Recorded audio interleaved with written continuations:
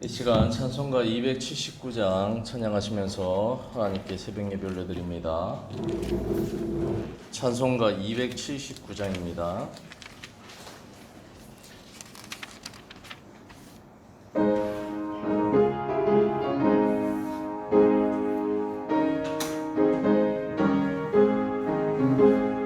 인내하신 그새 주여 내가 비오니 죄인오라 하실 때에 날 부르소서.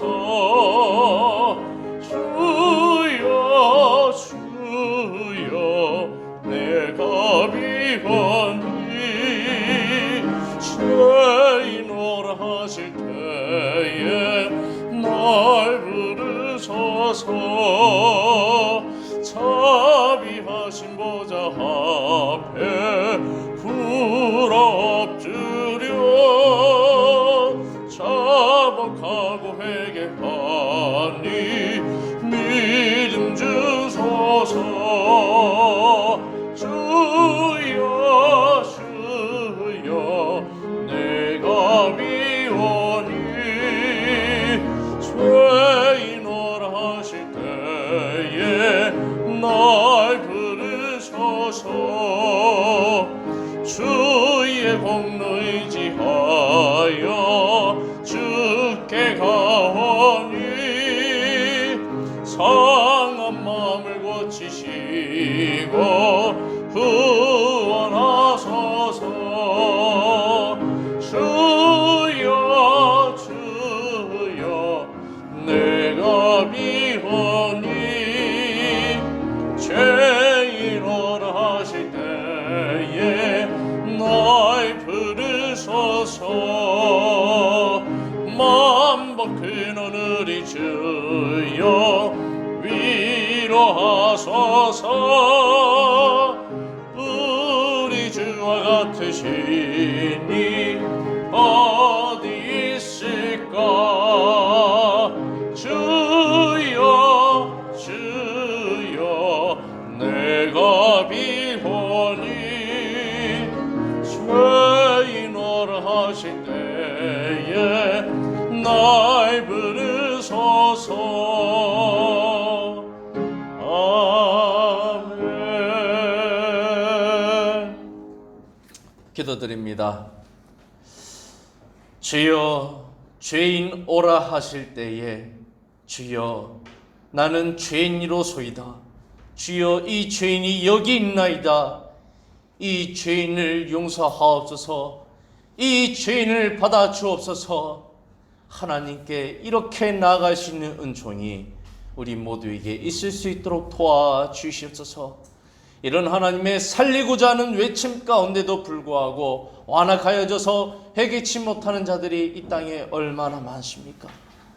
오 주여 그들의 영혼들을 불쌍히 여기시고 하나님의 선한 쪽으로 아버지 진리의 길로 용서의 길로 인도하여 주시옵소서. 하나님 아버지 오늘도 주님의 은총을 사모하며 이 새벽을 깨우는 주님의 권속들을 기억하시고 하나님께서 작정된 하나님의 은혜를 한량없이 붙잡아 주시고 부어주시고 오늘도 부르짖는 기도에 응답하여 주기를 소망합니다. 오늘도 주의 뜻대로 살고자 하는 자들에게 한량없는 은총으로 성령 충만으로 동행하여 주시옵소서. 이 시간을 주님께 부탁드리오며 예수 그리스도의 이름으로 간절히 기도를 드립니다. 아멘. 오늘 본문은 이사야 28장 14절에서 29절 말씀이 되겠습니다. 제가 가진 성경은 구약 998페이지입니다. 이사야 28장 14절에서 29절입니다. 다 찾으신 줄 알고 제가 14절 읽고 교독하신 후에 마지막 29절을 합독하도록 하겠습니다. 14절 읽습니다. 이러므로 예루살렘에서 이 백성을 다스리는 너희 오만한 자여 여호와의 말씀을 들을지어다. 너희가 말하기를 우리는 사망과 언약하였고 수울과 맹랑하였으니 그럼 넘치는 재앙이 밀려올지라도 우리에게 미치지 못하겠니. 우리는 거짓을 우리의 비난처럼 삼았고 허리 아래에 우리를 숨겼습니다. 그러므로 주 여호와께서 이같이 이르시되 보라 내가 한 돌을 시온에 두어 기초를 삼았노니 곧 시험한 돌이요 귀하고 견고한 기초돌이라. 그것을 믿는 이는 다급하게 되지 아니하리로다. 나는 정의를 증명주로 삼고 공의를 전주로 삼하는 우방이 거짓의 피난처럼 흩어하며 우리 그 수는 곳에 넘칠 것입니다. 너희가 사망과 더불어 세운 언약이 패하며 소울과 더불어 맺은 맹약이 서지 못하여 넘치는 재앙이 밀려올 때에 너희가 그것에게 밟힘을 당할 것이라. 그것이 지나갈 때마다 너희를 잡을 것이니 아침마다 지나가며 주야로 지나가니 서식을 깨닫는 것이 우리 길이옵니다. 침상이 짧아서 능히 몸을 펴지 못하며 이불이 좁아서 능히 몸을 싸지 못함 같으리라 하셨느니라. 가진 상에서 같이 일어나시며 누운 골짜기에서 같이 진노하자. 자기의 일을 행하시니 그의 일이 비장할 것이며 자기의 사역을 이루시니 그의 사역이 기회할 것이니라. 그러므로 너희는 오만한 자가 되지 말라. 너희 결박이 단단해질까 하노라. 대저 온 땅을 멸망시키기로 작정하신 것을 내가 만군의 주 여호와께로부터 들었느니라. 너는 귀를 기울여 내 목소리를 들으라. 자세히 내 말을 들으라. 파종하려고 가는 자가 어찌 쉬지 않고 갈기만 하겠느냐? 자기 땅을 개간하며 고르게만 하겠느냐? 지면을 이미 평평하였으면 그의 양을 부리며 내 양을 부리며 소맥을 줄줄이 심으며 대맥을 한 곳에 심으며 비리를 그 가에 심지 아니하겠느냐. 이는 그의 하나님이 그에게 적당한 방법을 보이사 가르치셨음이며 그의 양은 돌이깨로 떨지 아니하며 내 양에는 수레바퀴를 굴리지 아니하고 그의 양은 작대기로 떨고 내 양은 박대기로 떨며 곡식은 부수는가 아니라 늘 떨기만 하지 아니하고 그것에 수레바퀴를 굴리고 그것을 말굽으로 밟게 할지라도 부수지는 아니하나니 이는 만군의 여호와께로부터라는 것이라. 그의 경영은 기묘하고 지혜는 광대하니라. 아멘. 네, 이 시간 이사야 28장 14절에서 29절 말씀을 근거로 오만한 자가 되지 말자라는 제목으로 하나님의 말씀을 나누고자 합니다. 어제 이사야 28장 1절에서 13절 말씀을 통해 북이스라엘 지도자들이 하나님 앞에 술 취한 자들이 되어서 도저히 하나님의 말씀을 들을 수 없는 만취 상태에 이르렀고, 즉 죄악된 상태에 이르렀고 하나님을 배척하고 회개하지 않으므로 나라가 멸망당할 수밖에 없음을 함께 살펴보았습니다. 그런데 남유다 지도자들 또한 이러한 잘못된 역사를 교훈 삼지 못하고 멸망당한 북이스라엘과 동일하게, 아니 그보다 더 완악하게 하나님 앞에 독주에 취한 자들이 되어서 하나님의 말씀을 배척하고 듣기를 거부하며 회개치 않고 오히려 하나님의 신탁을 전하고 있는 이사야를 조롱하고 있는 모습을 살펴보았습니다. 이런 남유다를 지켜보고 계신 하나님, 그 하나님은 어떻게 하셔야만 하셨을까요? 13절에 보면 하나님이 하반절에 이렇게 말합니다. 그들이 가다가 뒤로 넘어져 부러지며 걸리며 붙잡히게 하시리라. 하나님께서는 술 취한 사람이 술에 취해 비틀거리다가 무언가에 걸려 뒤로 넘어져 뼈가 부러지듯 남유다 또한 심판하시겠다라고 말씀하십니다. 이사야가 이 신탁을 전할 당시 북이스라엘은 이미 BC 722년에 아수르로부터 멸망을 당했습니다. 그 다음에 남유다는 이때 히스기 왕이 집권하고 있었죠. 하나님께서는 왜 남유다에게 이런 결정을 하셨을까요? 오늘 본문이 아니라 어제 본문입니다. 12절을 보면 하반절에 그렇게 말합니다. 그들이 듣지 아니하였다. 듣지 아니하였다. 그들이 하나님을 거절했기 때문에 성경은 남유다가 북이스라엘의 멸망을 보고도 깨닫지 못하고 도리어 북이스라엘보다 더 완악하여 하나님 앞에 범죄하였다라고 설명합니다. 이러한 시대적 흐름을 훗날 예레미야는 이렇게 예언하고 있습니다. 예레미야 3장 8절 9절 10절에 보면 이렇게 말합니다. 내게 배역한 이스라엘이 간음을 행하였으므로 내가 그를 내쫓고 그에게 이혼서까지 주었으되, 하나님께서는 언니된 북이스라엘이 하나님 앞에 음행하여, 다시 말하면 우상 숭배하여 그들을 내치고 그에게 이혼 증서를 벌이고 그들과 관계를 끊어버리셨다라고 말하고 있습니다. 그런데 그의 반역한 자매 유다가, 다시 말하면 동생된 자매 유다가 언니가 이렇게 잘못함을 통해 이혼당함을 보고서도 두려워하지 아니하고 자기도 가서 행음함을 내가 보았노라 라고 말합니다. 예레미야 3장 9절에 그가 돌과 나무와 더불어 행음함을, 다시 말하면 우상 숭배함을 가볍게 여기고 행음하여 이 땅을 더럽혔거늘 이 모든 일이 있어도 그의 반역한 자매 유다가 진심으로 내게 돌아오지 아니하고 거짓으로 할 뿐이라 라고 말하고 있습니다. 어제 말씀처럼 북이스라엘의 지도자들이 그저 술에 취했다면 남유다는 더 독한 독주에 취하여서 비틀거리고 도저히 하나님의 말씀을 들을 수 없는 만취 상태에 이르렀다고 이렇게 말하고 있는 것입니다. 오늘 본문 또한 이런 맥락을 같이 하며 남유다 지도자들의 오만을 폭로합니다. 하나님은 이사야 선지자를 통하여 남유다가 하나님 앞에 오만하다 판단하십니다. 그 오만으로 인해 히스기야는 아버지 아하스가 펼쳤던 친아수르 정책과는 반대되는 친애굽 정책을 펼치며 하나님을 배제해버립니다. 그러므로 남유다는 아수르에 대응하여 애굽을 의지하고 그들과 맹약을 하게 됩니다. 이런 그들에게 하나님은 이사를 통하여서 일침을 가하십니다.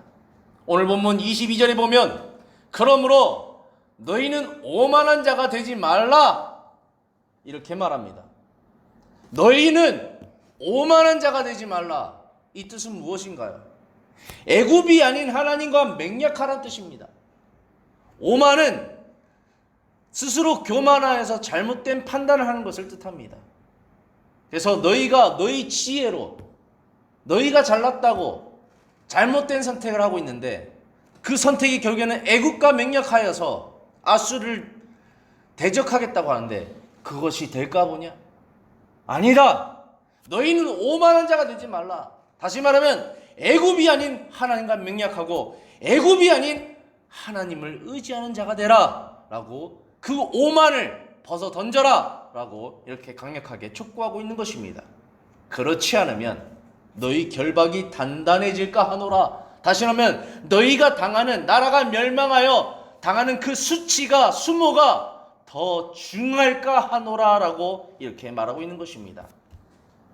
하나님께서는 그들의 잘못된 선택에 대해 너희가 사망과 언약하고 술과 맹약한 것이다 라고 풍자적으로 비판하십니다. 너희가 믿고 있는 그 언약, 그것은 결국 아무 힘이 없다. 너희가 믿고 있는 그 애굽, 결국에는 그 애굽이 너희를 도와주지 못한다. 이렇게 말하고 있는 것입니다. 그러므로 남유다가 하나님이 아닌 애굽을 의지하는 한 결국에는 짓밟힘 당할 수밖에 없다 말씀하십니다. 애굽은 거짓 피난처요, 거짓 속임수에 불과하기 때문입니다. 오늘 본문은 이러한 맥락의 내용을 설명하고 있습니다. 지금껏 설명해드린 내용을 이제 본문과 함께 좀 더 자세히 살펴보기를 원합니다. 오늘 본문 14절에 보면 이렇게 말합니다. 이러므로 예루살렘에서 이 백성을 다스리는 너희 오만한 자여, 너희 오만한 자여, 히스기야 왕과 또 그 고관들, 타락한 제사장과 선지자들을 다 총칭하여서 너희 오만한 자여 라고 하나님은 말합니다. 애굽을 의지하고자 하는 자, 하나님을 배척하고 그들의 지혜로, 그들의 어리석음으로 애굽을 의지하는 그 모든 행위를 바로 오만하다 표현하며 너희 오만한 지도자들이여 라고 말하고 있는 것입니다. 여호와의 말씀을 들을지어다. 참된 신탁, 참된 예언, 참된 하나님의 뜻을 전하고 있는 이사야를 통해 말씀하고 있는 그 신탁에 너희가 귀 기울일 수 있어야 된다라고 말하고 있는 것입니다. 15절에 너희가 말하기를 우리는 사망과 언약하고 수월과 맹약하였은즉 넘치는 재앙이 밀려올지라도 우리에게 미치지 못하리라. 우리는 거짓을 우리의 피난처로 삼았고 허위 아래 우리를 숨겼도다. 그들이 괜찮다, 우리는 이 위기를 넘어갈 수 있다. 왜? 우리는 사망과 언약하였고 수월과 맹약하였기 때문이다 라고 말합니다. 이 생각은요, 당시 사회 사람들은 수월이 사망이고 죽음이지 않습니까? 죽음과 친구가 되면 그 죽음이 넘어간다 생각했습니다. 그런데 하나님은 이러한 사상, 이러한 시대적 생각을 깨시는 것입니다. 그래서 이 사망과 수월은 결국에는 애굽을 지칭하면서 너희가 애굽과 편하면 아수르를 대항할 수 있다고 생각하는데, 그것을 넘어갈 수 있다고 생각하는데 그건 너에게 도움이 되지 못한다. 그것들이 너희를 지켜주지 못한다고 이렇게 풍자적으로 하나님께서 비판하시는 것입니다. 16절에 보면 그러므로 주여께서 이같이 이르시되 보라 내가 한 돌을 시온에 두어 기초를 삼았노니 곧 시험한 돌이요 귀하고 견고한 기초돌이라. 그것을 믿는 이는 다급하게 되지 아니하리로다. 그것을 믿는 이는 다급하게 되지 않는다. 다시 말하면 심판이 임하지 않는다라고 말하고 있습니다. 여기서 한 돌, 시험하는 돌, 기초돌은 먼저는 다윗 왕조를 뜻합니다. 그리고 그 다윗 왕조 가운데 하나님이 언약하셨죠. 내가 다윗 왕조를 세우리니 이 왕조를 통하여서 경고케 하고 대대로 내가 너희 왕조를 지키고 망하지 않게 하리라. 그리고 너희 왕조를 통하여서 메시아가 나올 것임을, 하나님께서 책임져 주는 가문이 될 것임을 하나님께서 맹약하였죠. 그래서 하나님께서는 끝까지 붙잡아 주기를 원하셨습니다. 그래서 한돌, 시험한돌, 기초돌은 다윗 왕조, 그리고 다윗과 세운 하나님의 언약, 그리고 하나님 자신을 바로 뜻하는 겁니다. 너희가 만약 하나님을 믿는다면, 다윗과 언약하신 그 하나님을 믿는다면, 그리고 그 언약을 이행한다면 너희가 다급하게 되는 일이 없다. 다시 말하면 나라가 멸망하는 일이 없다. 그리고 아수르를 통해서 두려워하는 일이 없고 훗날 바벨론에 의해서 멸망당하는 일이 너에게 임하지 않게 될 것이다 라고 하나님 이렇게 강력하게 촉구하고 있는 것입니다. 오늘 보면 17절에 보면 나는 정의를 측량줄로 삼고 공의를 절추로 삼으리니. 그래서 구약의 핵심은 항상 정의와 공의입니다.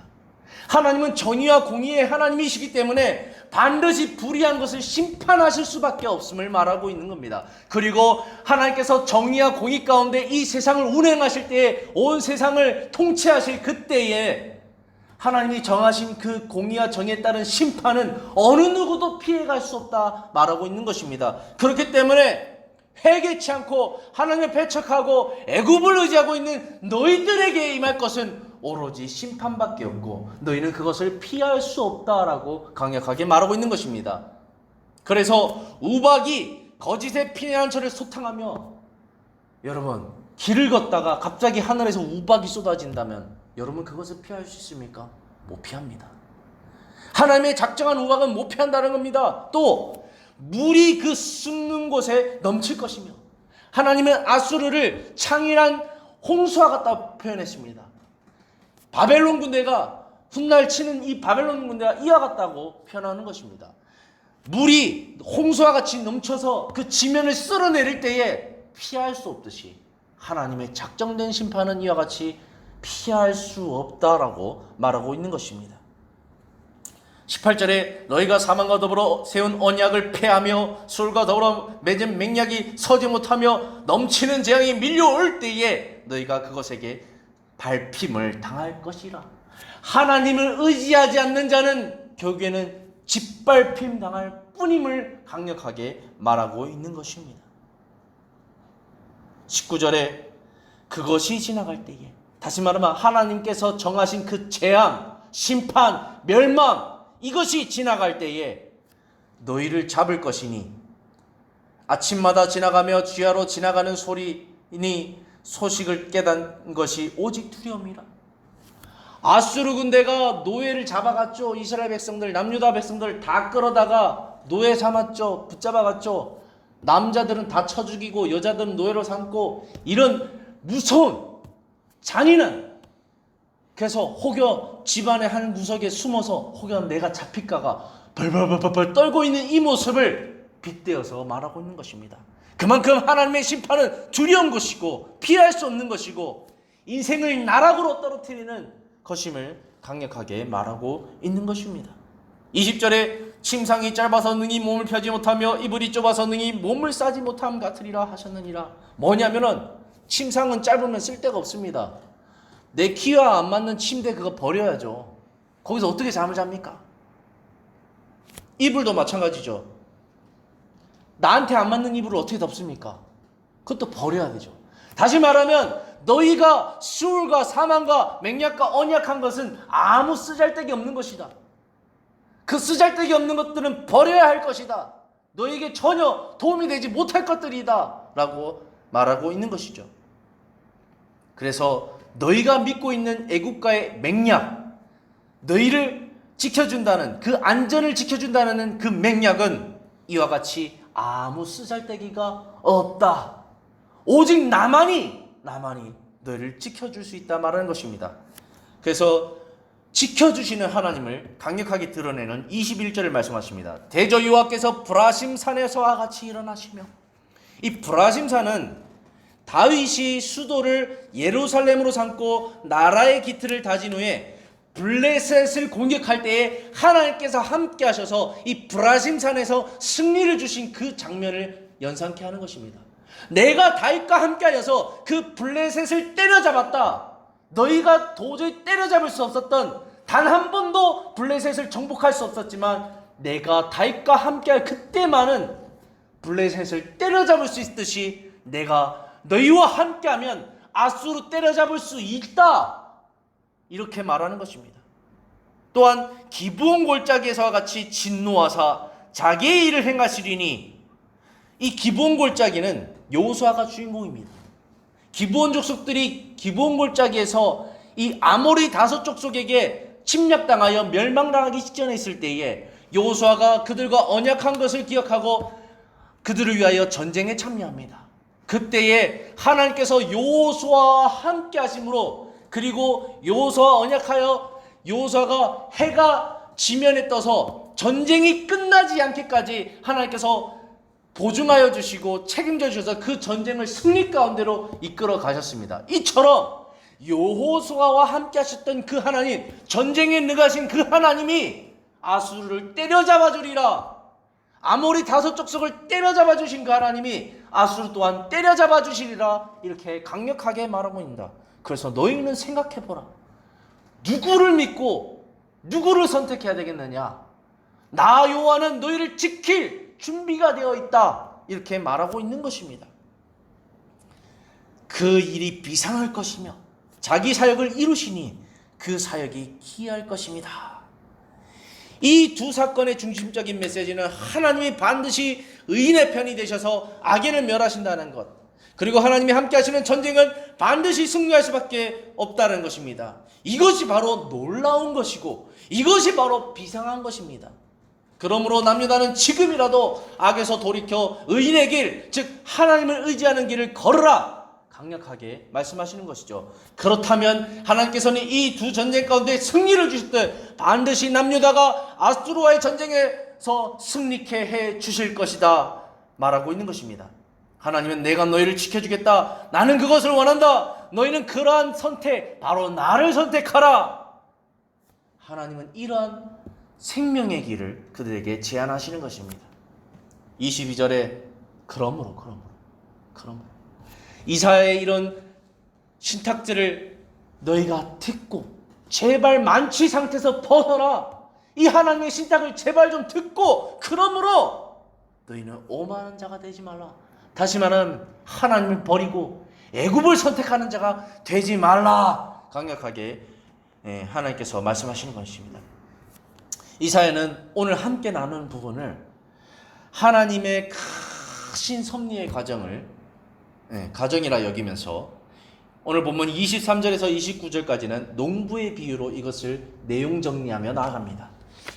그 내용은 이렇습니다. 농부는 곡식을 종류에 따라 적합한 방법으로 심게 된다. 이 종류는 오늘 본문에는 소맥, 대매, 소외양, 대양, 귀리 5가지를 제안하고 있는데 그 씨마다 파종하는 방법이 다 다르다.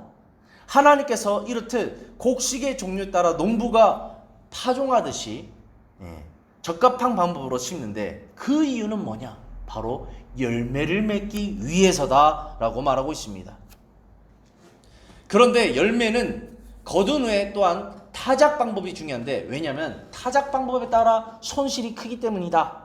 그래서 그 손실을 줄이기 위해서 타작기, 다시 말하면 도리깨나 수레바퀴가 아닌 막대기를 쓴다. 그래야 많은 알곡을 얻을 수 있다. 이것이 농부의 경륜이다.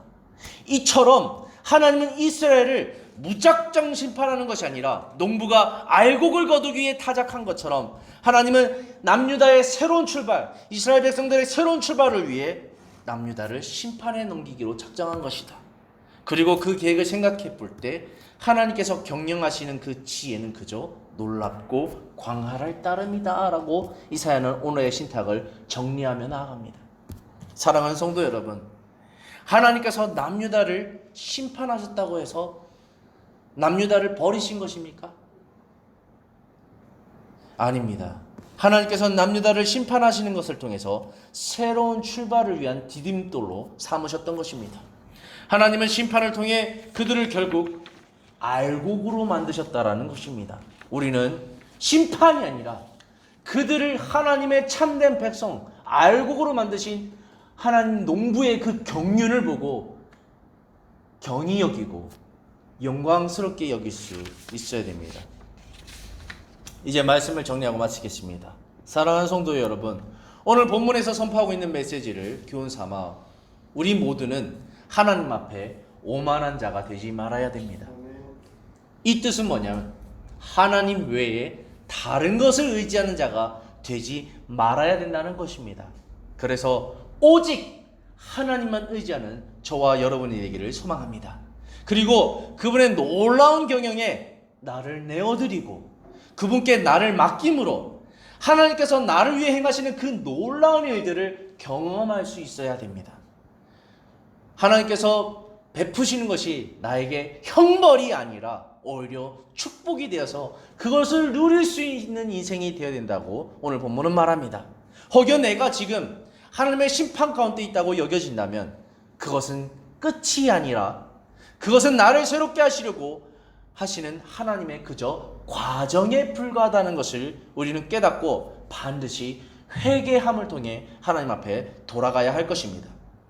나를 회복시킬 하나님을 기대하며 나의 삶의 방향을 온전히 하나님의 뜻 가운데 맞출 수 있으므로 내 삶의 또 다른 부흥을 경험할 수 있어야 되겠습니다. 이러한 지혜, 이러한 축복이 여기 계신 분들뿐만 아니라 우리 행복한 교회 모든 권속들에게 임하기를 소망합니다. 기도하겠습니다. 하나님 아버지, 어제 오늘 북이스라엘과 남유다의 지도자들의 오만함, 그들의 술 취함, 그들의 잘못됨, 하나님 아닌 애굽을 의지하는 우상 숭배, 아버지 그런 모습을 살펴보면서 우리는 어떻게 살아야 하나? 우리는 누구를 택해야 하나? 우리는 누구를 의지해야 되나? 철저하게 깨닫게 하시니 감사합니다. 오늘 하루도 하나님밖에 의지할 것이 없어서 기도하러 왔습니다. 이 신앙을 붙잡아 주시고 반드시 하나님의 경영, 하나님의 위대하심을 우리는 누리고 하나님의 축복 가운데 거할 수 있도록 도와주시옵소서. 오늘 또 기도할 때에 많은 응답으로 함께 하실 하나님을 기대하고 소망하며 주 예수 그리스도의 이름으로 간절히 기도를 드립니다. 아멘. 주 외치고 기도하겠습니다. 주여! 주여!